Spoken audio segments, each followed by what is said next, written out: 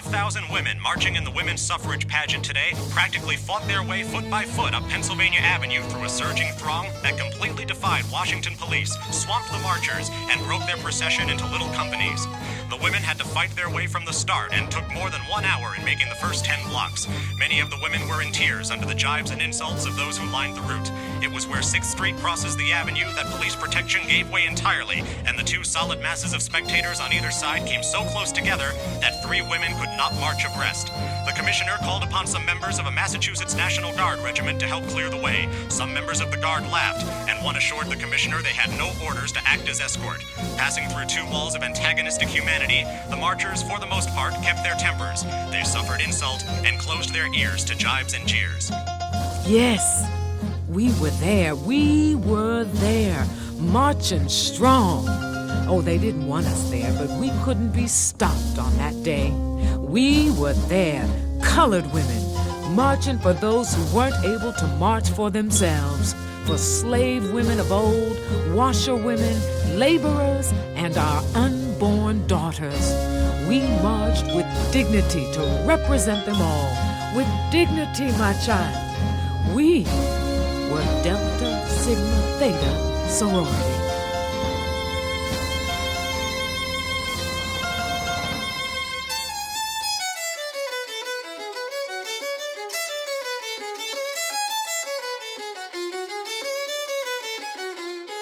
Now, let me tell you what all that fuss was about. It all started at Howard University, my alma mater. Alma mater. I always thought that was funny. You know how it translates from Latin, dear mother? I mean, Howard wasn't very motherly to us in my time. It was actually quite manly. One thing is true. If old Howard ever became more motherly or matriarchal, it was because of young women like us. We came on campus and fell in love.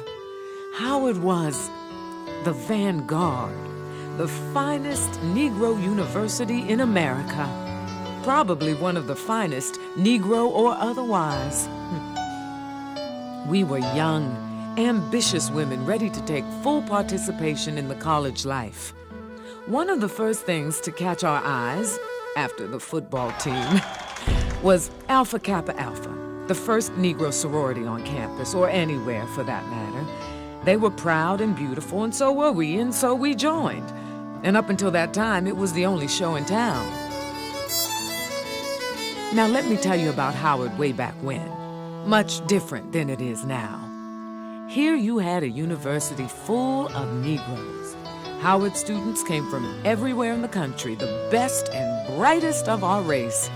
We came to get an education in hopes of making a better world. The significance of education for African Americans at this particular period of time is highly, highly important. Historian James Anderson talks about the fact that African Americans, a generation before, were beaten and basically prohibited from learning to read and write. And this is the first generation that has the opportunity to actually impart the knowledge to others. So for African Americans, the highest calling at a particular point in time is the ministry or education. And both the ministry and education fields are imparting knowledge on the younger and the community. It's also another important part of the idea of community uplift. So students are not simply coming to college for their own selfish means or to better their own lot in life or even for their families. It's more of a generational, societal, racial uplift idea. And we were sorority women at a time when most of the Negro women in this country made a living washing white folks' clothes. Howard was special and essential for our people. The problem was, Howard was a Negro university under white control. Oh, we fought like hell for a black president during my time there. Didn't get one till I was good and gone, somewhere in the 20s. And hell, he looked white. Oh, let me stop. There were plenty fine white professors that really believed in us and taught us well. It just didn't sit right that after so many years after being freed from the plantation, we still had overseers, the board of trustees. Let me explain the whole thing and just how it was all set up. We had a board of trustees that honored the vision of our namesake, General Oliver Howard. They also governed the school through the president. Now, this president business is interesting. Howard had a long line of white presidents. That's why we felt it was time for change after Thurkfield left. We were sure the incoming 1912 president would be colored. Well, we were all wrong. The new president was Stephen Newman. Now, I'll give Newman one thing. He knew that what the people don't want, he shouldn't give them. So he gave us a compromise in the form of 3 deans in order to keep the peace. Dean Cook, Dean Moore, and Dean Miller. They walked on the fault line between president and us. You have basically an idea of paternalism that's taking place at institutes like Hampton, where basically students are on a schedule and they have to do things in a very regimented way, and they're very guarded against doing things that are sort of intellectual. And then you have the version that's taking place at Howard, where it is more of an encouragement of development of leadership for the uplift of the race. However, it's still modern paternalism.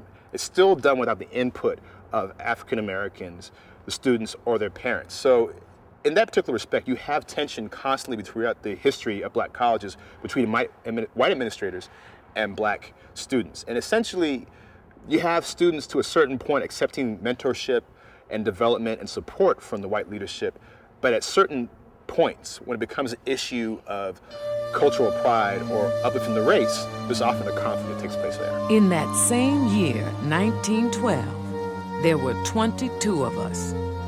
There were all types, personalities, and interests. We were represented in every single campus club. Now, if you give me a minute, I can just about remember everyone's name. There were the musician Olive, there was Marguerite and Winona, and then Pauline Oberdorfer. I used to give her a hard time about that name. Oberdorfer. She was roommates with Naomi Sewell. We had 2 Ethels that I remember. One had a car, and the other one did not. There was Ethel Cuff from New Jersey, and then there was Ethel Carr. And of course, her car was in her last name. That used to crack me up. Oh, let's see. There was Jimmy Bug, Liza, she was a sweetheart, Wordy, and the tallest of the bunch, Florence Toms. She had a thing very early on for collecting elephants. That really took off now, didn't it? Let's see, there was Mamie Reddy. Oh, she was so sweet, such a powerhouse, and president of the literary club. And then you had Osceola. She was always graceful and was really beautiful, too. She was an actress.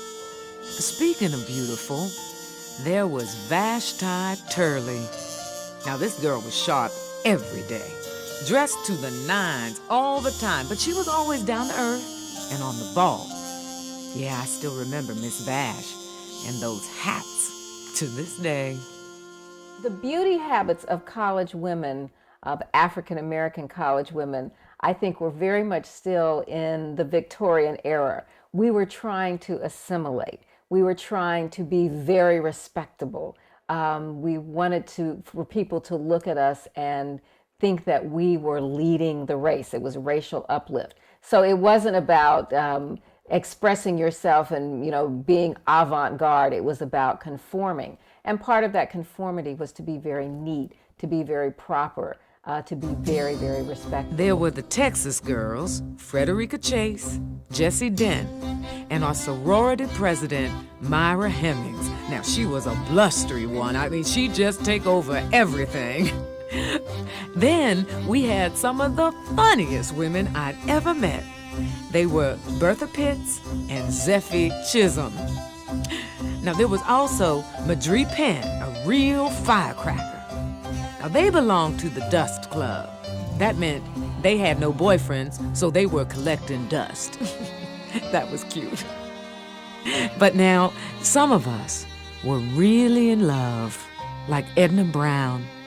She was smart as a whip, the class valedictorian and president. Her beau was Frank Coleman. He was also popular on campus. We were close friends with his fraternity Omega Psi Phi. Edith dated another Omega, Edgar Love. But Frank and Edna were engaged to be married, like most of us eventually did. I think out of 22 of us, only 1 or 2 never married. In most cases, our single days ended with our college days. One of the things that marriage does for black women at the turn of the century is that it enables them to immediately, by virtue of having a husband and entering into the marriage institution, you are able to let go some of this cultural baggage of being promiscuous all over the place, loose, uncontrollable. So marriage, in that sense, I think, provides even more social capital for African American women, given that cultural baggage. So it's extremely important because it enables you to take on this mantle of respectability. There's an old saying in my day, give a man a free hand and he'll run it all over you.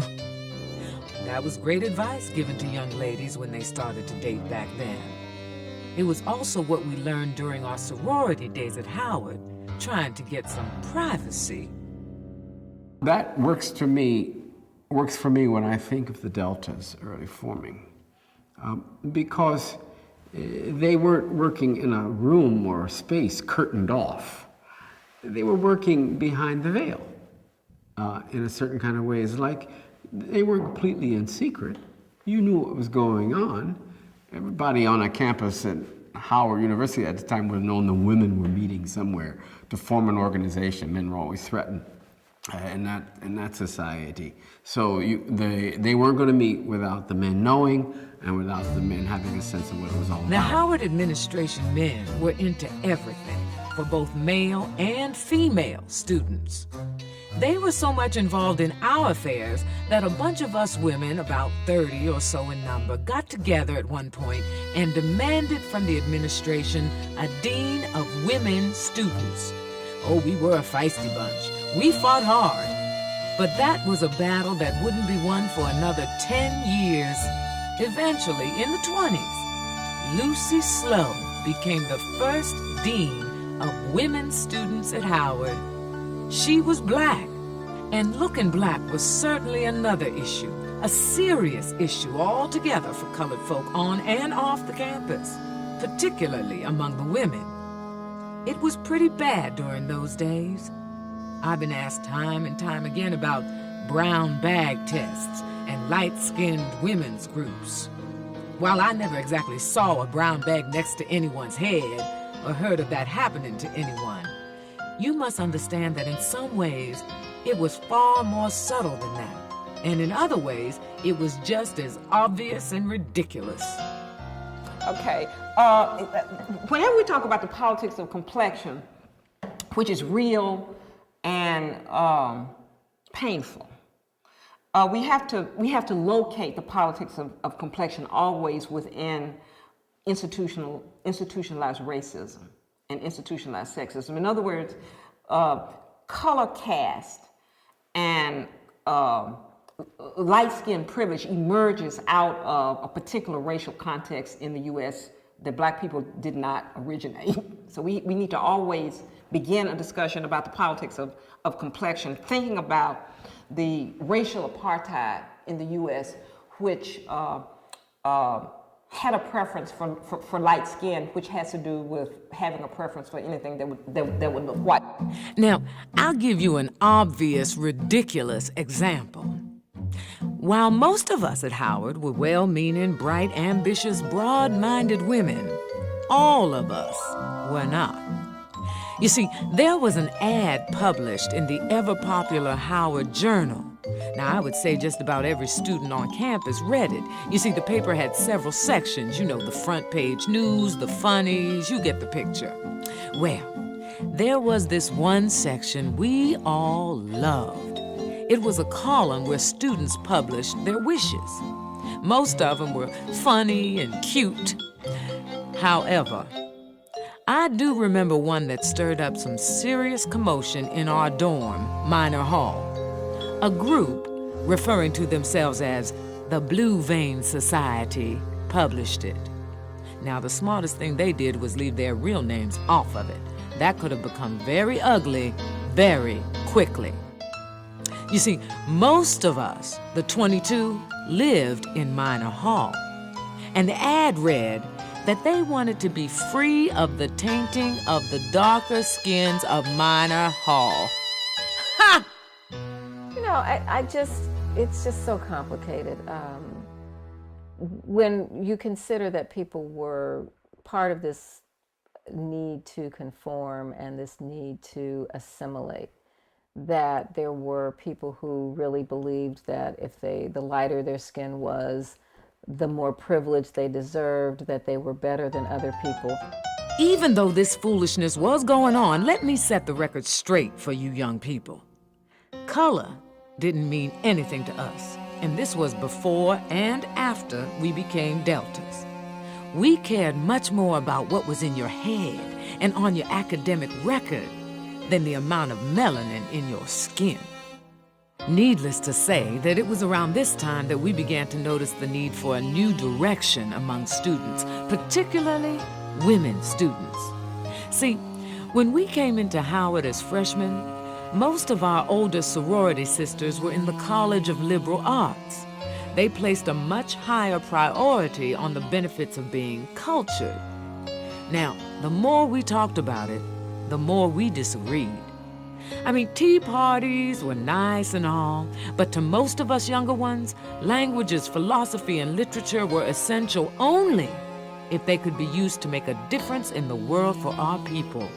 We were enrolled in the Teachers' College. We were starting to move away from the old ideas.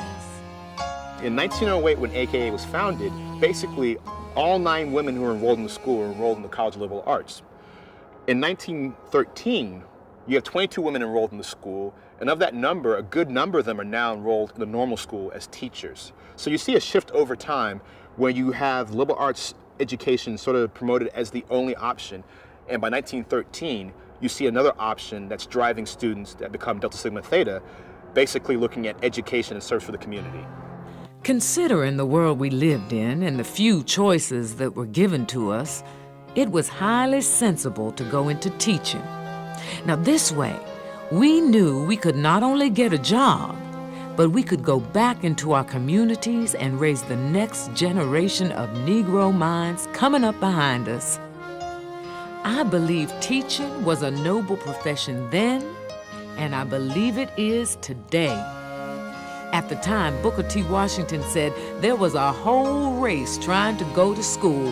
As women, we took that chance to teach, and we took it seriously. It was extraordinarily important for black women to receive the kind of education that they could to teach.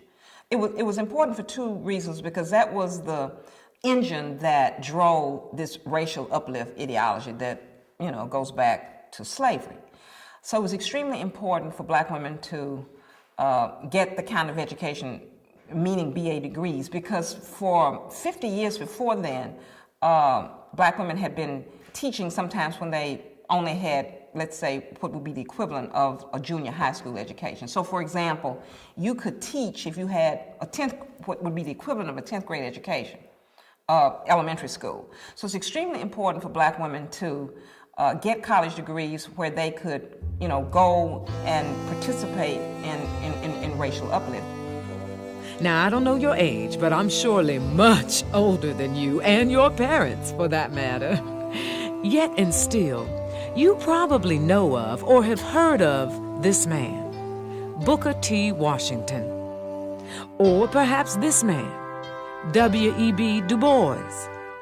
It is without question that they stood tall for race equality and Negro causes. I know firsthand. I heard them speak. I was there. They were both truly amazing. But you never heard them speak. If you know them, it's because you were taught history, or shall I say, his story. I guess my real point is that you know them mostly because during my day, it was a man's world. Need I say more? When we think about Black liberation, and when we think about Black struggle, which has primarily been defined by Black men don't talk about gender schisms. We think that it's really important, because racism is our primary enemy, to present this united front. So we say Black people want, Black people think, and within that Black people speak, Black people want, there's not necessarily an attention to, well, what is it maybe that Black women want? Is that different than what Black men want? So Black liberation has been defined, generally speaking in the US, as a quest for the reclamation of Black manhood. And the assumption is that if Black men are okay, then the community and our families and our children and our women will be okay. So gender is sort of outside the context of this equation. We didn't go to college to learn to sew and to find a husband. We wanted to be about the business of making a difference in our world, and we were striving to reach that goal. Now, we were proud of all the race men that spoke out for colored people, but we women had something to say, too. These women trying to form early Delta Sigma Theta at the beginning would have seen themselves as race women.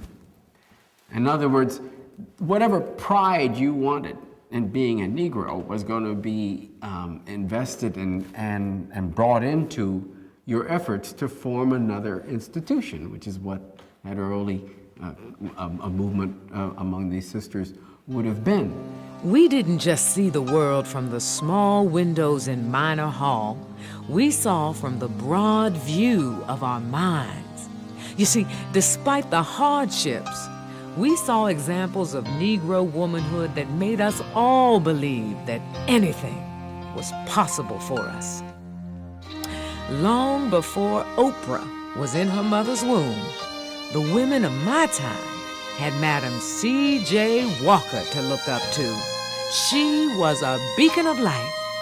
She created jobs for colored women, funded schools, and funded anti-lynching campaigns. She was better for us than our own government. Well, Madam Walker had founded her company, the Madam C.J. Walker Manufacturing Company, in 1906. By 1912, she was really on a roll. She was really starting to make a name for herself. And at that point, African Americans had been out of slavery for 2 generations. And there were people who now were former slaves and the children of former slaves who were really emerging as leaders in the community. The NAACP had been founded. There were lots of national organizations like the National Negro Business League. The fraternities and the sororities had been founded just a few years earlier. And Madam Walker was among the people who were part of this talented tent, this group of emerging African Americans who were using some of the advantages that they had gained in the 50 years since slavery ended. And even though we had giants like Madam Walker and Anna Cooper, there was a general opinion of Black women in the public that we fought every day. This country just didn't know what to do with a Black woman who stepped too far out of the kitchen. We couldn't afford not to be dignified. The white books and newspapers, plays and pictures showed us to be so... I can't even fix my mouth to say some of those awful things. Inhuman, debased, sexually insatiable, ugly, unclean, illiterate, stupid, and basically only fit to be servants. That's an extremely tenacious stereotype about Black women that actually the Black Women's Club movement and sororities like Delta Sigma Theta struggle to dismantle or eradicate. But it's an extremely tenacious construct that Black women have saddled literally to our backs, coming out of slavery, crossing the Atlantic and the Middle Passage, picking up steam during slavery and marching itself straight through the progressive era into the beginning of the 20th century. So it's heavy baggage. So as we continued to move beyond our side of town and tried to begin to understand government, we realized that maybe we didn't consider how busy they were in the White House, because they were far too busy to care that hundreds of Negro men and women were lynched each year from the brutal hands of Southern whites. They were too busy to even pass an anti-lynching bill to stop it. As a matter of fact, they were too busy for the almost 20 years after we graduated.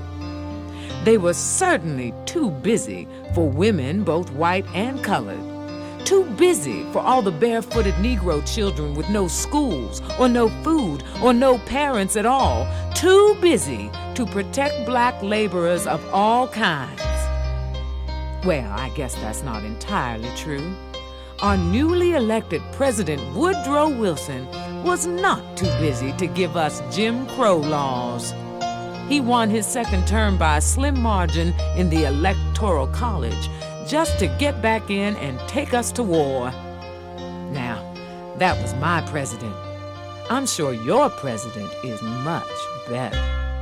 You know, in 1912, I think African Americans were really beginning to hit their stride in terms of some of the organizations that had been founded, the NAACP, the National Association of Colored Women, the National Negro Business League, many of the church organizations, a lot of the fraternal societies that weren't fraternities but were some of the benevolent societies.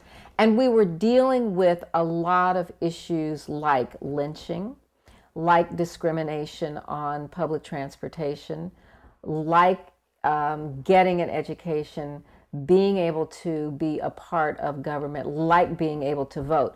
There was so much discrimination. Jim Crow laws were really very, very much in effect during that period of time. And we were trying to show that we were worthy, that we were full American citizens. We were a few years away from World War I. But as World War I was ramping up, we wanted to go off, we wanted to go off and fight and show that we would give our blood for this country, even when the country wasn't appreciating us. Woodrow Wilson was elected around this time. Woodrow Wilson had no real interest in helping African Americans, resegregated public buildings in Washington, D.C. So we were really fighting some of those basic fights that really would not be solved until the Civil Rights Movement. So all this forward looking and thinking had a direct impact on our sorority. We didn't fit AKA anymore. We wanted to create a new black sorority, one that answered the call for service. And to us, I mean all of us, that gave us purpose. We wanted to be true race women and to be part of something at Howard that would prepare us to go into the world as leaders. The ways in which we wanted to make a difference, we could do better by dissolving AKA altogether. We came to a point that we wanted to serve more than socialize. Women's group forming at Howard at this time, of which you would have seen these early Deltas trying to do, would have just said, here we are in this college here, a group of elite women, very exceptional ones. We're going to go out, we know, and make very different groups, contributions to society. Would have said, we're wasting our time to a certain extent here. If we can't go out into the alleys and other places here in Washington and do things. Well, they knew there were opportunities and organizations at churches. Back in their hometowns, there would have been clubs and circles or whatever. There was nothing at Howard. It was Madrie Penn. Oh, she was fired up about the changes, who went first to our president, Myra Hemmings, to discuss change in the name, motto, colors, and symbols. Myra shared the news with our good friends, the Omegas. They had just won a long battle with the administration to form their fraternity. They were very supportive. Madrie consulted a Greek professor on the possible name and meanings. Myra, our president, then commissioned Madrie to draft a constitution. That sister Madrie was on it. She was so inspirational of the whole Delta movement. Things are changing, and it's going to take a lot more than tea parties to fix it. Exactly, Myra, and I know we can make a better organization. Everything must change. The colors, the name, everything. It is just beyond me as to how she could be so joggled by our suggestion we change. Myra, your way could joggle the mighty General Oliver O. Howard himself. No, seriously, Myra. The way you stood at that lectern today would have made all of Texas proud. Oh, correction, Bertie. All of Negro Texas proud. Well, I hope the dear Reverend Brown is not too alarmed by us all barging into his living room again. Madrid, after a while, we'll have to take up residence with the Browns. We met and met and met again. I remember those days so clearly. We were on the move. Oh, Miss Osceola McCarthy, my stars, my stars. When your performances on stage stopped my heart, might I humbly request your signature? Bertie, please, not another word about the theater. These rehearsals are torturous. Enough, Bertha Pitts. This is not a social hour. Second that effort. Ladies, shall we? We would go regularly to Edna Brown's home at 6th and Fairmont, Northwest. Osceola brought newspaper articles about women's suffrage. Can you imagine how exciting it would be? Others brought books on progress. We were sharing information about all the work that was being done. That is wonderful. What would we have to do? Edna Brown was a gracious hostess. It was a beautiful, spacious home, but we filled it up quickly. Ladies, the Constitution. The house was bustling with energy. It's almost as though we knew we were making history. We wanted our time together to matter, to make a difference in the world, and our defining moment was now.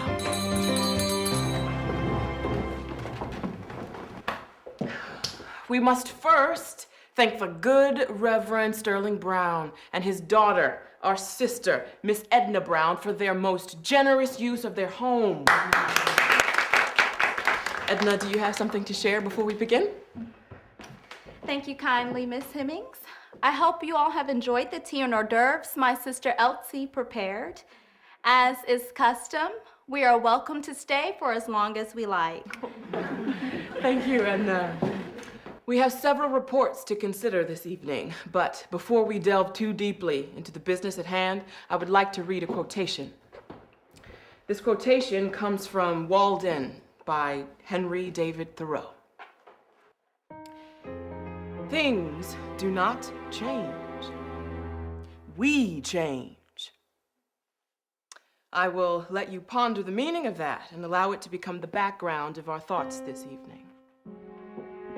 This is a time of great change for our sisterhood. Our broadening views of the world lead us to reach out into the community because we wish to serve more than socialize. And meet the challenges of the times in which we live, we elect to change our organization. Yes, yes. This evolution, my sisters, will bring about an entirely new presentation. We elect to change our colors, our letters, our offices, our credo, and our Constitution.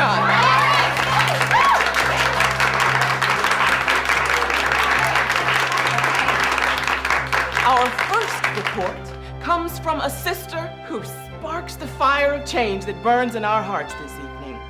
She is full of energy, tireless in her devotion, and resolute in the mandate for a new organization. She is dear to Howard, but dearer to us. On the matter of the Constitution, I call forward Miss Madri Penn.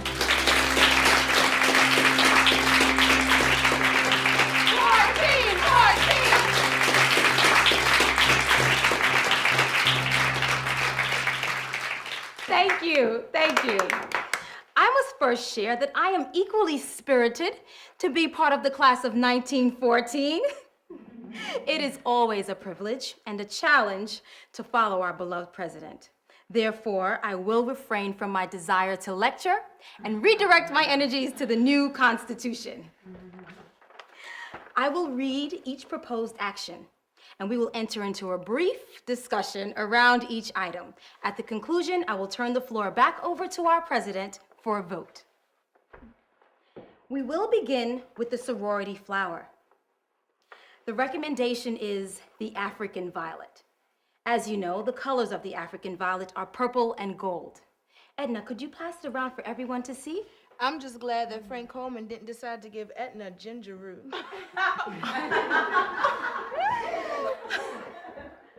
Now, Zeppi, these are official proceedings.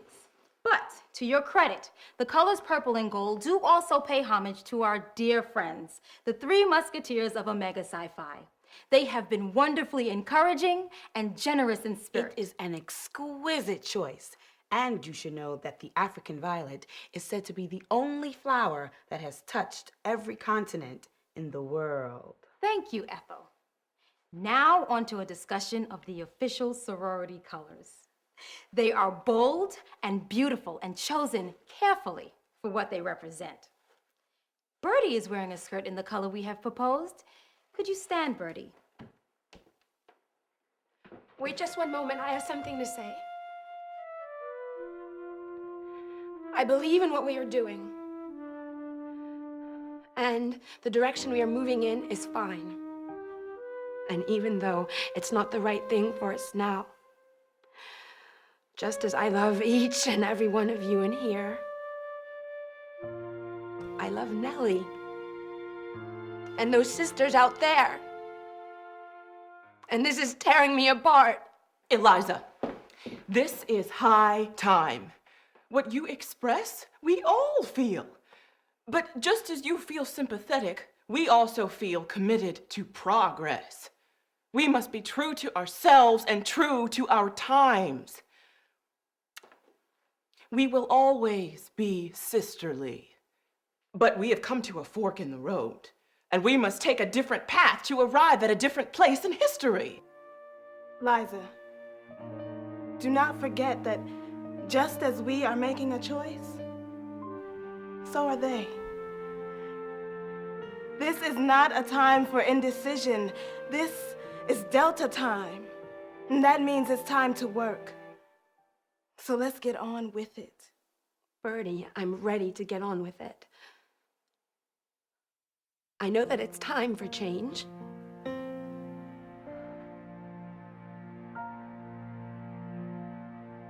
This is not about loyalty to friendship.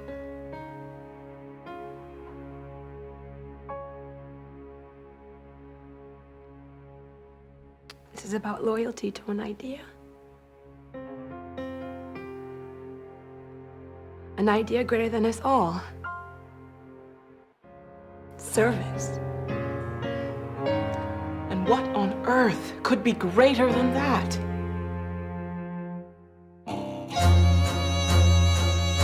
Now we were all set. On March 3rd, less than 2 months after our founding, it was time to put our plan into action. We couldn't have been more ready. Women's suffrage was at its height. There was change in the air. White women were ready to vote, and you can believe that we were too. We were ready to take up the cause for women's rights and to make sure colored women would be heard. But in case we hadn't had enough resistance for you so far, now take a guess at who else was against us. White women. Black women have been in all of these marches, have been in all of these women's suffrage marches, and basically what they've been told is to, well, let's just say, first of all, always been in the movement, and either told to stay at home if it's in the South, so as not to upset the racial etiquette of the South, or, as in the case with the women in Washington from Howard, the Delta women were told to stay in the back. In other words, be in the back, like on the back of the bus. They needed black women because they wanted as much support as they could, but they also subjected black women to national racial etiquette, which is be here but be in your places. And so that was pretty typical, a very typical maneuver on the part of white suffragists to, on the one hand, want black women to be present, but want them to be present in a way that the country would say black people are still in their place. Florence Toms, you remember her, held the banner because she was so tall. She disobeyed her parents to obey the laws of moral justice like we all did. And it wasn't a pretty sight. No matter how pretty those pictures you see are, men jeered and threw things at us. They yelled, "Go back to the kitchen!" You wouldn't believe how hostile they were against us. By the time the 60s came around, we were no strangers to the cruelties of this country. But because of Delta, we knew to take a stand. We were sisters. Sisterhood, that is, the ways in which black women bond with each other, has probably been the key to our survival as black women. Not many of the other things that people say. In other words, I think that at very, very deep levels, black women have been under siege within the larger community and also frequently within our own communities. And that the ability to bond with other women, and I mean mothers, aunts, grandmothers, sisters, cousins, girlfriends, is probably what has enabled black women to be sane. And notice I didn't say to survive, because you can survive and not be sane. I think that sisterhood, the bonds of sisterhood, and I mean both biological and fictive sisterhood, particularly girlfriends in this case, I think has enabled us to be whole, healthy, and to always, or most of the time, have a vision of the future that says we can turn this stuff around. And so I think that the organizational manifestation of sisterhood in sororities, Delta Sigma Theta, is the visible organizational manifestation of the deep commitments that black women have to sisterhood. It's been nice talking to you. You take care of yourself now. What? What'd you say?